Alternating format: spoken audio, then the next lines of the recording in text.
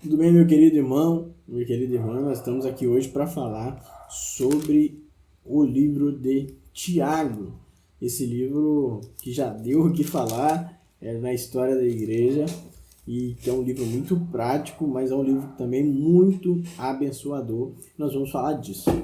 O autor da Epístola de Tiago parece ser o irmão de Jesus. Afinal, ele tinha uma liderança na igreja de Jerusalém, aparece isso no capítulo de Atos, capítulo 15. E nenhum dos outros Tiagos que aparecem no Novo Testamento parece se encaixar como autor da carta.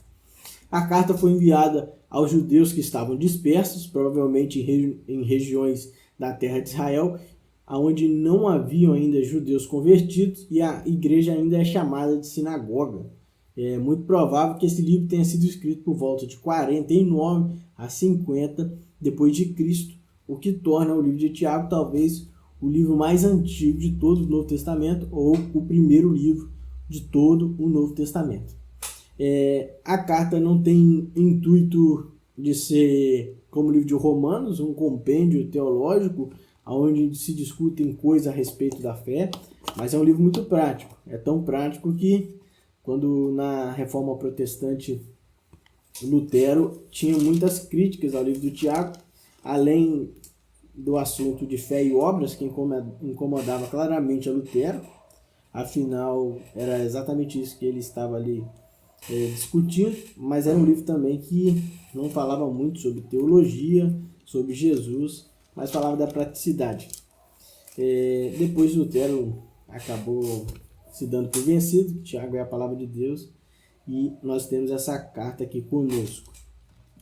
A carta vai falar sobre perseguição, a carta vai falar sobre fé e obras, a carta também vai falar sobre mundanismo, a carta também fala sobre o controle da língua, afinal a língua é a força de todas as coisas. A carta também vai falar sobre tentação. E nós vamos fazer a nossa divisão aqui e vocês vão perceber melhor esse aspecto prático no livro de Tiago. Olha, no capítulo 1 até o versículo 18, nós vamos entender as provações e as tentações que aparecem. A prática da palavra, do versículo 19 ao 27, do capítulo 1. Depois nós vemos a crítica sobre discriminação, algo que deveria estar acontecendo com o povo, nessa batalha intensa que nunca parecia que ia acabar sobre judeus, gentios e pagãos, o tempo todo. Aí depois o livro vai falar sobre o controle da língua, no capítulo 3. Depois o Tiago vai falar sobre a verdadeira sabedoria, o mundanismo como o adultério, no capítulo 4. E esse texto bem famoso, do versículo 7, que diz: submetam-se a Deus, resistam ao diabo e ele fugirá de vós. Aproxime de Deus e ele se aproximará de você. Está falando de mundanismo. A incerteza dos planos futuros, quando diz que nós somos como neblina, no versículo 14, que aparece em pouco tempo e vai embora. A vida é assim. E vai falar sobre as incertezas do plano humano nessa vida e depois faz uma advertência quanto a esses ricos que são opressores, que vivem uma vida luxuosa, enquanto outros são oprimidos. O livro de Tiago tem essa preocupação e ele termina falando sobre que a gente deve ter paciência no meio do sofrimento. Uma carta muito poderosa, muito interessante e muito prática, que nos mostra diversas condutas dentro da nossa vida cristã que precisam ser levadas a sério.